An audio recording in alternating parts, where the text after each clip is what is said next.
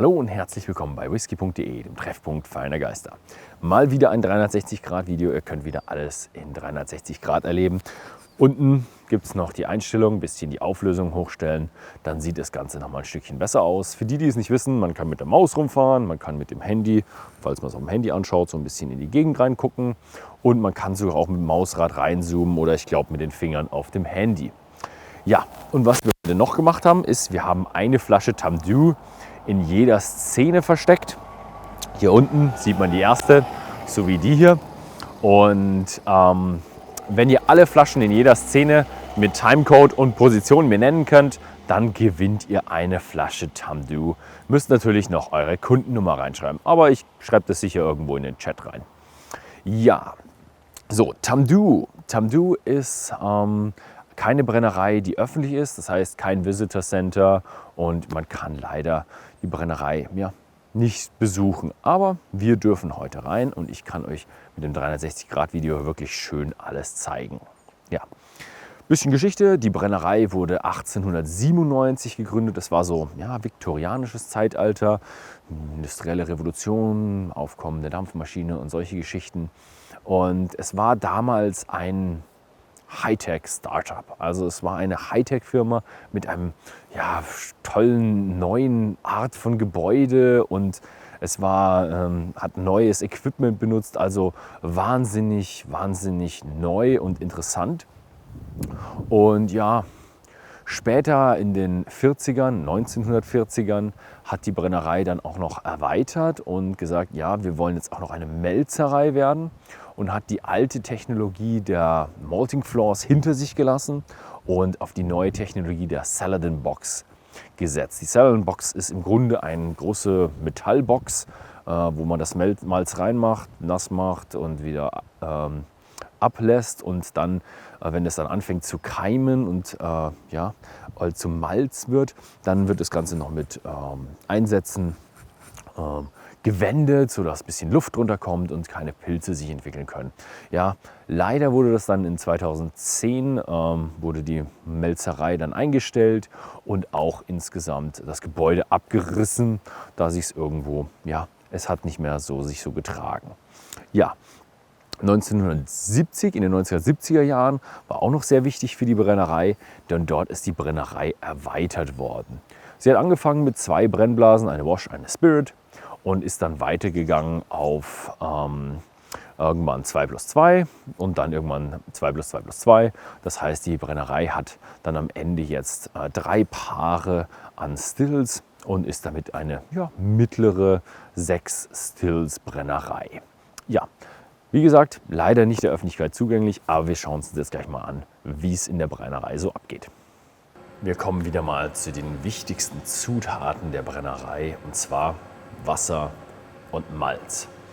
Wasser kommt aus einer Wasserquelle unterhalb der Brennerei, also einer gebohrten Wasserquelle. Und die Wasserquelle ist mittlerweile 120 Jahre alt oder fast 120 Jahre alt. Und eine sehr, sehr zuverlässige Wasserquelle. Die Jungs haben mir erzählt, ich glaube seit 10 Jahren ist keiner mehr da runtergegangen. Und auch während der trockensten Zeit, wenn sie da extrem viel rauspumpen, merken sie, es füllt sich extrem schnell wieder auf. Aber es liegt wahrscheinlich auch daran, dass die Spey sehr nah hier an der Brennerei vorbeifließt. Also hat man hier extrem viel Grundwasser. Die Abfüllungen, die wir jetzt probieren immer noch, sind noch aus der Zeit, wo es noch die Celadon Boxes und die eigenen Melzereien gibt. Aber zurzeit bezieht die Brennerei ihr Malz aus professionellen Melzereien, aus Großmelzereien, zum Beispiel die Simpsons aus Nordengland.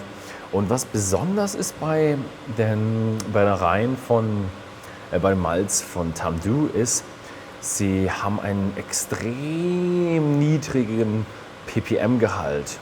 Also einen extrem niedrigen Rauchgehalt. Und ihr sagt bestimmt alle jetzt gleich, da ist doch gar kein Rauch drin. Ja, das liegt daran, dass es 2 ppb sind, also 2 Parts per Billion. Und wenn man sich das mal überlegt, das ist eine Stufe 1000 runter. Das ist wirklich infinitesimal klein.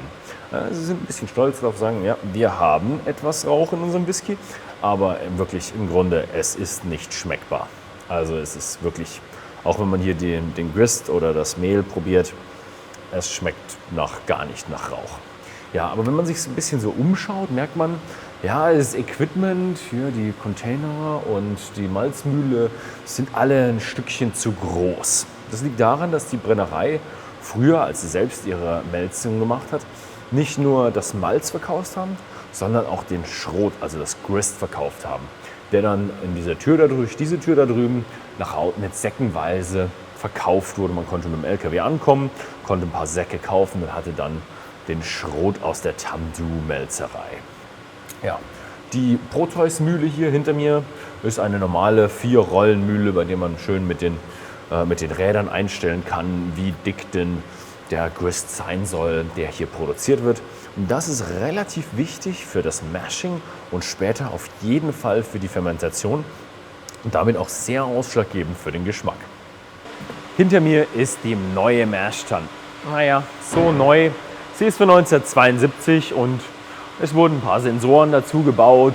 Ein bisschen renoviert wurde sie wahrscheinlich auch nochmal, aber ansonsten ist es eigentlich schon eine etwas ältere Mash-Tun.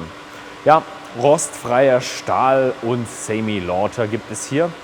Und sie haben hier 3 Maischvorgänge, mit denen sie insgesamt 53.500 Liter Wort kreieren.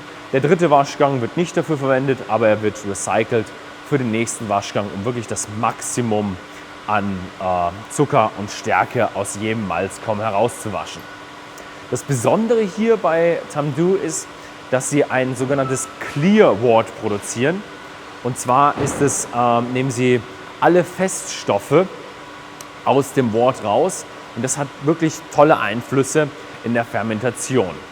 Und wenn ihr nochmal hinter euch schaut, dann seht ihr, das ist ein Heat Exchanger und da wird das Wort heruntergekühlt. Ja, Hefe arbeitet nicht so gut bei hohen Temperaturen, also muss man das runter temperieren auf ca. 17 Grad. Im Winter weniger stark als im Sommer, weil es ja von außen etwas Kälte gibt. Und das Tolle an diesem Heat Exchanger ist, es gibt auch noch ein zweites Rohr auf der anderen Seite und da wird dann gleichzeitig eine Flüssigkeit mit dieser Energie erhitzt und so spart sich die Brennerei eine Menge Energie zum Erhitzen von Flüssigkeiten und damit geht die Stromrechnung runter und es ist natürlich auch umweltfreundlicher. So, wir sind hier bei den Washbags. Schaut euch um.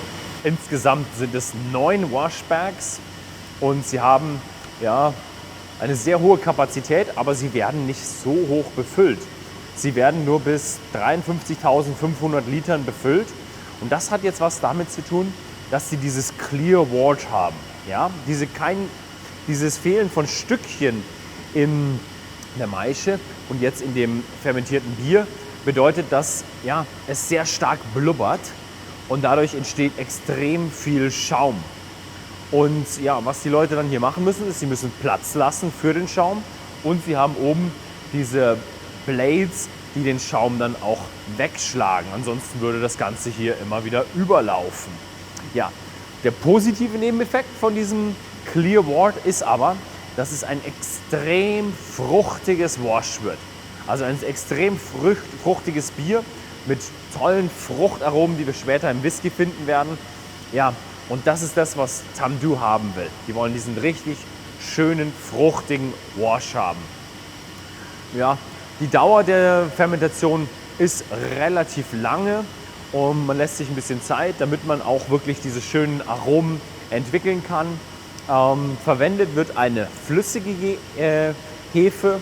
Denn man hatte früher immer die Trockenhefe, aber die Trockenhefe muss man anrühren und der Prozess ist nicht ganz so stabil, als wenn man einfach sagt, ich nehme flüssige Hefe, kriegt damit ein super Ergebnis und man braucht natürlich ein bisschen mehr Hightech-Equipment, um die flüssige Hefe zu kühlen, aber wenn man das hat, ist der Prozess extrem sauber und extrem schön für unser richtig schön fruchtiges Bier, was jetzt weitergeht in den Brennraum.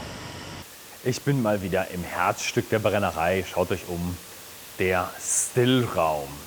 Ja, hinter mir sieht man die Low Wine Still Nummer 1 und dahinter relativ schön aufgemacht die Low Wine Still die Wash Still Nummer 1. Ja, das ist der Platz, wo die alten Stills damals wirklich gestanden sind, als das Gebäude 1897 gebaut wurde. Stills haben sich damals ein bisschen verändert. Ja, man weiß nicht mehr genau, wie groß die alten Stills waren. Hinter euch befindet sich Wash Still Nummer 2 und Low Wine Still Nummer 2. Das zweite Paar Stills, das 72 gebaut wurde. Und am Ende des Raumes haben wir dann noch die Wash Still Nummer 3 und natürlich die Low Wine Still Nummer 3. Die Low Wine Still ist hier einfach ein anderer Name, ist die Spirit Still hier. Die Wash Stills sind 22.500 Liter vom Volumen her, die Low Wine Still etwas kleiner mit 18.600 Litern Volumen. Aber das Volumen ist jetzt nicht so, dass das Volumen ist das, was man einfüllt, sondern das gesamte Volumen ist. Und wir füllen nur bis irgendwo hier ein. Und hier sieht man dann auch, oh, hier ist eine Naht. Und wenn das Ganze dann so kocht und das sich bewegt und wir haben Hitze, wir haben Druck, dann arbeitet das Material gegen das Kupfer. Und das Kupfer bröckelt immer mehr ab und wird immer mehr abgebaut und wird immer dünner. Und wenn es dann irgendwann unter 2 mm gerät, dann wird es langsam kritisch. Durch den hohen Druck könnte es irgendwann bersten und es würde ein Riesendesaster geben. Also hat man hier das dünnere Stück rausgeschnitten und ein dickeres Stück eingesetzt und wieder alles wieder schön verschweißt und glatt geflext, glatt poliert. Und jetzt funktioniert die Still wieder und ist auf jeden Fall wieder sicher. Muss man alle naslang irgendwann mal machen, wenn die Stills wieder zu klein werden. Es ist auch vorgeschrieben, beziehungsweise jede Brennerei macht es auch freiwillig, dass man immer wieder die Dicken des Materials misst, weil es sonst wirklich gefährlich werden kann. Ja, was wir so an Cut-off-Points haben, kann ich euch leider nicht sagen, denn es ist ein Geheimnis bei der Brennerei.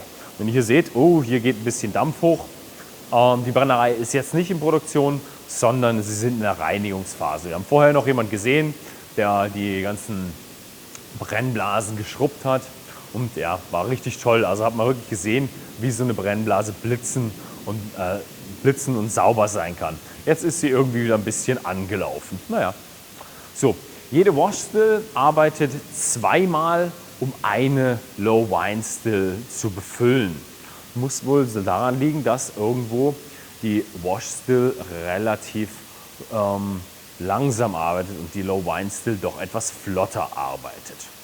Am Ende habe ich es ein bisschen raushören können, ja, man kommt irgendwo über 73% raus, aber man verdünnt dann runter auf 63,5% und dann geht's ab ins Warehouse. Ich befinde mich jetzt in einem der Dunnage Warehouses von Tamdhu und ja, super schöne Atmosphäre. Und wenn ihr euch umschaut, extrem viele Sherryfässer. Ja, Tamdhu hat ungewöhnlich viele Warehouses. Sie hat insgesamt die Brennerei 20 Warehouses und bis 2019, bis Ende 2019, wollen sie noch 8 weitere Warehouses bauen, sodass sie am Ende 28 Warehouses haben. Und das könnten die niemals mit Tamdhu Single Malt voll machen. Nur 20%, also bis zu 20% sind jetzt Tamdhu Single Malt. Der Rest kommt alles von ihrer Mutterfirma Ian MacLeod, aber auch anderen Brennereien, die hier bei Tamdhu einlagern. Ja, es gibt auch noch andere Services, die sie machen. Also man kann bei ihnen Fässer befüllen lassen, Fässer einlagern. Und ja, es ist einfach so, dass von was Tamdhu auch noch lebt. Deswegen sind sie auch eine Brennerei, die nicht wirklich für Besucher geöffnet ist, weil nicht jede Brennerei will dann Besucher haben und sagen, hey, guck mal, da ist doch noch Zeug von anderen Brennereien da. Ja, aber es ist relativ üblich, dass Brennereien im Hintergrund arbeiten und verschiedene Spirits lagern. Der Tamdhu Single Malt hat aber sehr hohe Anforderungen an ihr eigenes Holz. Und zwar wird Tamdhu Single Malt nur in Sherryfässern gelagert. Das ist mal eine große Ansage, denn Sherryfässer sind relativ teuer. Ja, die Sherryfässer werden zurzeit auch nur so ausgewählt, dass sie nur Oloroso Sherryfässer haben. Ihnen ist egal oder nicht egal, aber sie haben amerikanische Weißeiche und europäische Eiche, aber sie sind immer Oloroso Sherryfässer. Früher hat man das nicht aufgeschrieben, was vorher drin war, deswegen wissen Sie nicht, ob Sie immer Oloroso Sherryfässer genutzt haben, aber zurzeit ist es immer Oloroso Sherryfass. Was Sie auch noch machen wollen, ist, Sie wollen bis Ende diesen Jahres noch eine Fassmacherei aufmachen. Also keine direkte Fassmacherei, wo Sie neue Fässer herstellen, sondern die Fässer, die Sie haben und einkaufen, reparieren, wieder aufarbeiten und ja, verschiedene Dinge an den Fässern arbeiten. Was sehr praktisch ist, wenn man viele Warehouses hat, viel Zirkulation hat, dann ist es immer praktisch, wenn man seine eigenen Fässer aufarbeiten kann, als dass man dann die ganzen immer wieder nach außen schifft und sich neue Fässer sammelt. Was die Brennerei auch noch macht, sie hat eine starke Qualitätskontrolle bei ihrem Holz, also bei ihren Fässern, die reinkommen. Die werden natürlich auf Sicht geprüft, ob irgendwelche Holzwürmer drin sind und natürlich auch noch gerochen, ob das Zeug, was drin ist, ja, den Ansprüchen genügt, was am Ende in einem Tamdhu Single Malt Whisky für einen Geschmack drin sein soll. Bleibt noch dran, ich hoffe, wir schaffen es, nochmal ein Video mit einer 360-Grad-Kamera auch im Interview aufzunehmen. Ansonsten, wenn das leider nicht klappt, sage ich vielen Dank fürs Zusehen und ja, bis ins Interview. Ja, das war's jetzt mit der Produktion und jetzt gibt es nochmal ein kleines Interview. So, I'm sitting here with Sandy McIntyre. You've been in the business for 12 years now and 4 years at Tamdhu. Thank you very much for having us here. It's a great pleasure having people visit Tamdhu. Yeah, what are we having today? We've got 3 different drinks for us to share. We've got a Tamdhu New Make Spirit, straight from the stills, so effectively cleric, as we would call it as well. So it's 69.7%, so it's before it's been reduced for cask filling. We've got a Tamdhu 10-year-old. We know that we're moving in Europe and the rest of the world across to Tamdhu 12. Unfortunately, we don't have any of that stock here because we can't actually bring it up to the site here because we haven't paid duty on some of that. Okay. And then we've got Tamdhu Batch 3, which is a non-aged, one of our releases, which is an One of the cask strength whiskies, right? We call it batch strength. So it is a cask. It is effectively like a cask strength. However, we have actually manipulated that strength. So we've actually reduced the strength of that spirit down to a filling strength that we wanted to fill at. So it's not the cask, it's not the liquid that's come from the cask. We have actually reduced the strength down. But it's still, what is it, 58.3 is... 58.3, yes, so it's still a chunky whiskey. Yeah. Still a heavy whiskey. Well, yeah, by far. So I'm really excited about your new make, so what are we expecting? Tamdhu, famously fruity, so let's get tore into it. We produce a very light character. It's very fruity, it's very bright, it's bursting to get out a bottle at you. Bursting to get out the glass. Oh. Yeah. yeah. I'm pleased you did that without even any reaction. So, you know, it's actually still very soft on the palate as well. But, you know, in the glass here, some hints of vanilla, some pear, some apple. A lot of pear. Yeah. A lot of apple. Yeah. But it's a bit of a... Usually you get a bit of more of a green apple. This is a more of a red apple, a bit of one of these flowery ones, a bit of the drier ones. Not it's quite the hint of vanilla that I get as well. It's very, very ripe, and that hint of vanilla in the very back. Yeah. But it's kind of a vanilla that reminds you of baking cookies or something like that. There's a slight sweetness to it as well. But have a taste of it. And what I do when people have a taste of Tamdhu New Make is I actually more watch their faces. Any other distillery that I've worked at, when you taste the New Make, you tend to watch the person and they kind of cringe as if, oh, that was a painful experience. But when people drink Tamdhu New Make, they actually enjoy it. It sounds a strange thing to say, because it's not too fiery on the back of the tongue and the throat. So have a wee taste of this and let's see what you think.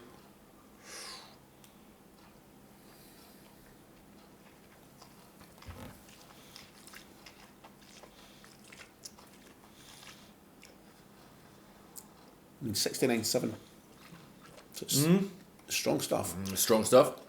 Oh, very sweet. It's actually still quite smooth though. I mean, and smooth, yeah. You don't get this, fiery intensity coming back up your throat into the mouth. fruity, oily one, but very light, definitely. But strangely, it's a bit oily and even a bit creamy, but it's really light and fruity, though. Well, we have people asking us, can we buy this? We would like to use this as like a base for cocktails, like a schnapps, like a. I always find that amazing that if you'd give me that straight in a blind tasting, I would go like, yeah, that's maybe a pear schnapps. Yes, exactly that. Yeah, because it's got that kind of that fruitiness to it anyway. So, but I love the way it just kind of bursts out the glass and bursts out the bottle at you. Wow.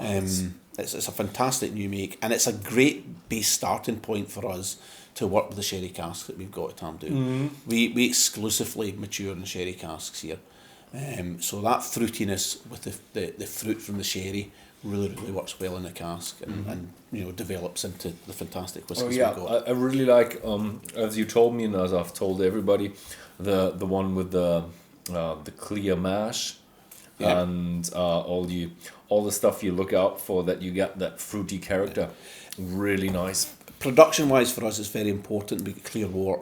That really manifests itself in the washbacks, as you saw today. I'm sure they were near coming out the top of you. Yeah, really bubbly. Get quite kind of vigorous at times. And that really leads into us working the stills the way we do as well.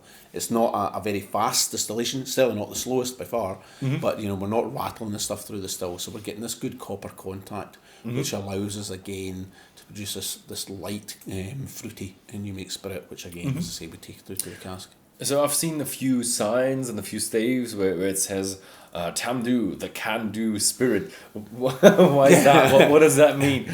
Well, we're a family-owned company. We've got a great team here. There's a team of 17 of us here at the site. A lot of us actually stay on site. Cool. It's magic. It means that you can walk home at the end of the day after you've had a few of these. It makes it much easier. Well, that makes it really much easier to be a distiller who can taste the product and actually not violate the law in driving home. You're perfectly right. And I stay at the other side of the warehouse, so it's fantastic for that. But one of the things that we've got is some autonomy at the site. We are, or certainly I am involved. It is my name that goes on the bottle. We have a master blender down at our head office in Broxburn. But when you see my signature on the packaging or on the bottle, unfortunately, the buck does rest with me with it. So it is me effectively authorising that. And if it means for things like the batch strength that we have here, that the master blender has to prepare a number of blends before I'm happy with it, then that's what happens. So we get on with things, we get on with the job. We know the quality of the spirit we've got in the bottle, we know the team, we know the packaging we've got. We've revised that this year so that people can see the quality of the liquid and the colour. It's all natural colour. I love the fact that in Germany, you guys, and I would just wish the whole industry would adopt it, that if there is caramel added to the liquid, that has to be put on the bottle or on the packaging. Unfortunately, if there's nothing in it, you don't write natural colour on it. I think you're allowed to. Right. I think you're allowed to. I think there's natural colour on the bottles in Germany, but it's not like mandatory. I can completely understand why. Certainly companies are adding colour to or adding caramel for the colour and to get consistency across the products. However, we don't need to do that at Tamdhu. What you see in the bottle has only been in a sherry cask and is only natural colour. The colour in our liquid is coming straight from the cask. Okay, so Shall we let's try the 10 one. Let's get tore in. Oh yeah. I love that noise for a start. Just the cork from a bottle. Just. Yeah, I love the cork noise, but I also love the noise when you have a full bottle and you start to go glug, glug, glug, glug, glug. Yeah, that's what I really love. This is Tamdhu 10 at 43. This is what used to be the standard core range in Europe and the rest of the world. So 43%, I think it's a fantastic dram. In comparison to what we had in the UK as the Tamdhu 10 at 40, the 43 far surpasses it. Oh, you can already smell it from that distance. Yeah, it's just this is a mix of European and American oak casks and a mix of first fill and refill sherries. Oh, it's darker and more dried fruity and more sherry tones than I expected. It surprises you the complexity even for a 10-year-old whiskey. So this is the 10-year-old. This is the full bottle, and this is just So you can see that we enjoy it. Definitely. But if you look at that little bit there, then I would have expected a much more lighter. Yeah, from the colour from the bottom, but when you actually see the colour in the full bottle, the full bottle, then you realise a bit richer, isn't it? Oh yeah, that's the richness. Wee bit of butterscotch and vanilla fudge is the way I get it. There's more vanilla and caramel in it or butterscotch in it than I expected. Which is probably more so coming from the American oak. It's got to be. Yeah, it's got to be rather than the European. I would have because you don't use any bourbon casks. I would have expected much less. No bourbon in there at all. It's very sweet, but there's a huge amount of fruit in it, and that nice sherry. Yeah. It's just that's definitely enjoy. Nice sherry. Enjoy. Cheers, Slanger. Sludge.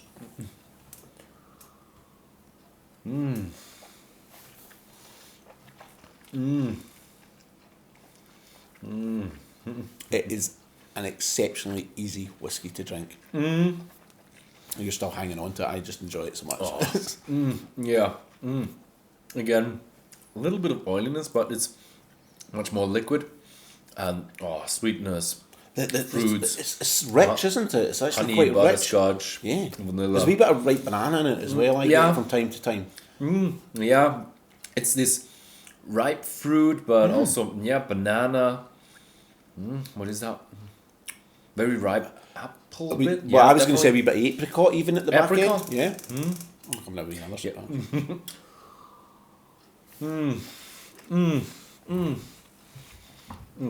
But as you said, it's really an easy one. It's a bottle of whiskey that you pick up in an evening, during the day, and before you know it, you're with friends, you're having good fun, you're talking, you're another one, and before you know it, you're again back at the bottle. It's definitely an everyday dram. Oh, definitely. The term that I use for it is a session whiskey. A session whiskey. Session whiskey. So you're having a session. A good Glaswegian Scottish word is that you're having a session. So in other words, it's basically pulling the cork, throwing the cork away. Tonight, you know what I mean? We're having a sesh with it. We're going to enjoy it. We're going to have good crack and good chat amongst us. Okay, so we're now in 2018, and you have been closed in 2010 to 2012. Yeah. Will we gonna run in the shortage of the 10 and 12-year-old in 2020, 2022? Well, the simple answer to that is no. And I'll explain why. We are pulling the 10-year-old. The 10-year-old will no longer be available probably from the middle of next year. So that immediately removes the issue around the 10-year-old. When we bought the distillery back in 2011, 2012, we bought some of the stock here at Tamdhu. So it has very much been a piece of stock management over the last few years, and that's why we haven't had many expressions to give you. As a distillery manager, you sit here very impatient. I want a 12, I want a 15, I want a 21. And you just can't wait. It is very much, we have had to manage the stock that we purchased, and we've actually obviously been laying down stock since. So when we do come to, the 2020s, the 2022s, 2024s, it will be older stock you'll get in the bottle, but it'll still be labelled as a 12 or a 15. Oh, okay. Interesting. So we will still manage to supply, but it'll be slightly older stock. So there won't be a gap in that. Okay. So how about the portfolio, the different expressions? Will we see new ones on the market? How will the portfolio expand? It definitely will. One of the things that again, because we've had to manage the stock over the last few years, that's why we haven't done much in terms of the expansion of the range. It's why it's only now that you're starting to see a 12. We will have a 15 probably by April or May next year. So 2019 for that. We will hopefully by the end of 2019 also have we sampled a 16-year-old cask yesterday, and it was phenomenal. Absolutely phenomenal. Whether we go with an 18 and wait for an 18-year-old at the back end of next year, or I actually think we could take something a wee bit earlier, so this is my view on it, which is maybe a bold statement to make, because Tamdhu at 16 or 17 will be a cracker of dram, and I'm just wondering whether that's the right age. Is our pièce de résistance is around that age rather than even waiting until an 18. Okay, so it's still a bit vague what will come out during the next years, but we definitely will see something. Definitely we'll see, say, the 15 start of our sort of first quarter of 2019. We will also be doing the second release in our Dalby Alley dram, which is one of our non-aged statement of whiskies. We do that for the Speyside Whisky Festival at the start of May every year. It was extremely successful in Dalby Alley 1. In fact, it's in for one of the awards for the Speyside Whisky Festival. It's one of the finalists for next year. We'll have the next release in our batch strength, again a non-aged whisky. Be batch strength 4. We've started to do a wee bit work for that already. And we'll see some other single casks coming along. We did a single cask in 2018 as part of a celebration for our 120th year. And I'm putting myself out on a limb. It was the team here at Tamdhu that selected that cask. And it was the majority of the team that selected the cask. I'll be honest and say it wasn't the one that I chose. So the one that was released in 2015 was a European oak butt. Really deep and chunky whiskey. Something that you would maybe have 1 or 2 drams for and put the bottle away and come back to another time. So very expensive, complex. Just a very complex in terms of the taste and the palate. It knows fantastically well, but my preference tends to be more around the American oak that we work with. Okay. So there may very well be a release of the distillery manager selection next year, which really puts me out on a limb because it's then, well, this is the one you've chosen, Sandy. So I'm sure there'll be a lot of people who'll compare the two, the team's choice and the manager's choice. So it could be an interesting thing to see what happens with that. Yeah, it's going to be probably a discussion on a very high level. Yeah. So, but we already have the batch 3. We do, yeah. This is it here. This is the third in the release of the batch strength series. Batch strength 2 did extremely well in terms of awards that it won really globally, but the one that we were most proud of was again the Speyside Whisky Festival in 2017. Batch strength 3 came along. Again, we did an awful lot of work. What our master blender John prepares these, sends them up to us. If we're not happy with it, I'm sorry John, you're going to have to do another one, and he'll send up another one to us. So we have a safe here in the office that's full of all the different samples. Until we get the one that we're happy with. And what we're looking for when we're doing that is ensuring it's as good as, if not better, than the release before. So it's getting harder and harder and harder for John to do this piece of work. But here we are with batch 3. It's 58.3, so it's again higher strength. So it's not, as I said, a cask strength, but it's up there with a high strength. So, and this is much more cake.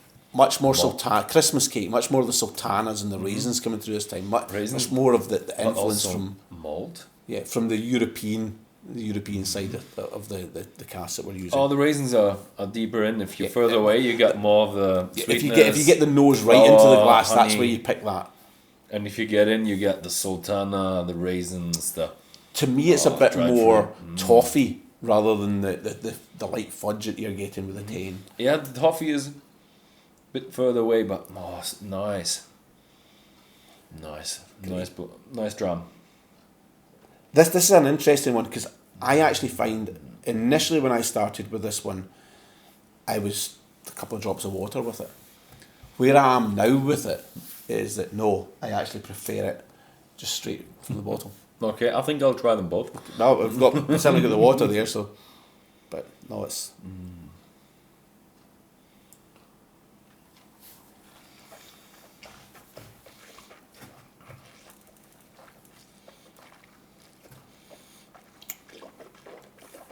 Get it right round there.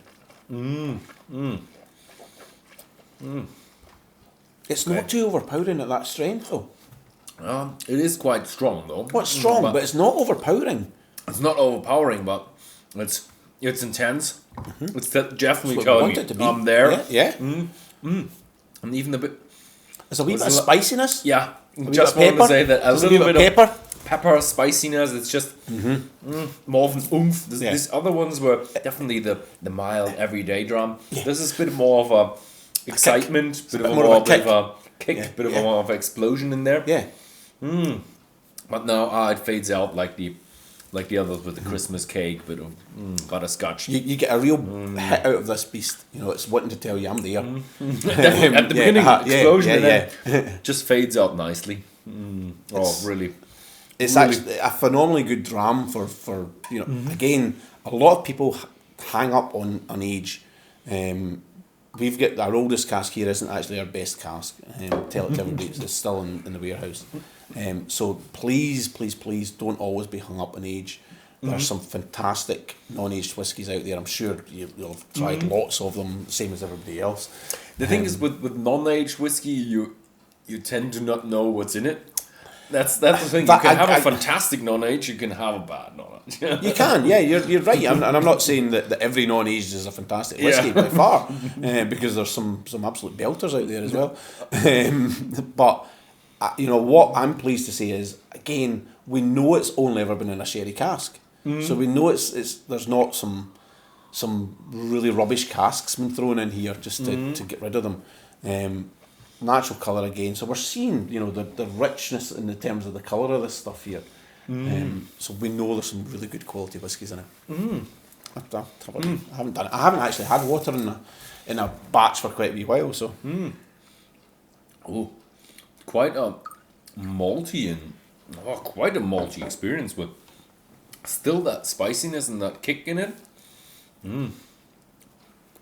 To me, the water doesn't do too much to the nose for it. It doesn't really release much more into the glass for me in the nose. It didn't change it that much. No. Usually when you open a whiskey, it exactly completely changes. This is pretty similar to what I had before, and I didn't add that. I didn't add too little. It was good. Just a few wee drops there. Wow, nice. We're on an exciting journey at Tamdhu, for sure. It's a brand that is going to stick to what we say we're going to do, and we're sticking with sherry. We've seen the importance around sherry casks. We've worked closely with our suppliers out in Spain. They're improving their quality, their measurements in terms of what they do in terms of the cask coopering side of things, and we very much are doing the same thing here at the distillery in terms of getting consistency to make sure we're getting the quality every time. So you're now with the Ian McLeod, and your partner distillery is Glengoyne. How close are you to the guys at Glengoyne? My manager Robbie is based down at Glengoyne. Okay. So Robbie used to work with Diageo as I did a number of years ago. Although we didn't work together at Diageo, coincidentally we worked at the same sites. So you know we've got a great friendship in that respect and a lot of respect for each other. We do work closely. We use the same cask supplier, certainly for our sherry casks. Glengoyne tend to use some bourbons, or far more bourbons in some of their core range than we obviously don't do any at all at Tamdhu. However, the team all know each other. Again, we have go down there for visits. We have some of them come up here, and we obviously socialise together at Christmas time, which I've got coming up my head. So, nice. So yeah, we do. And actually, you know, when you talk about it, and I haven't told you this today, my partner, she works at Glengoyne. Nice. So you could actually say there's a very close relationship in some There respects. is a close relationship, so you know all the insights. Well, I'm not going to tell you that. But yeah, That's cool. it's funny, That's cool. I never thought that. That plays together with the family business. It certainly does, yeah. Nice. So I'm actually down at Glengoyne. Probably every second week, and my partner's up here every other week as well. Okay, nice. So it works out well. She's Really one of the cool. guys down here. And my daughter works at Glengoyne as well. She's okay. a guide. So it's a family business. So we keep it all together. So. Yeah, it's been a great experience here. So thank you very much for having us here. I bet for the viewers it has been also great. I hope so. Yeah, thank you very much. Thank you. No, my pleasure. My pleasure to have you here with us today. Someday in the future. We probably will.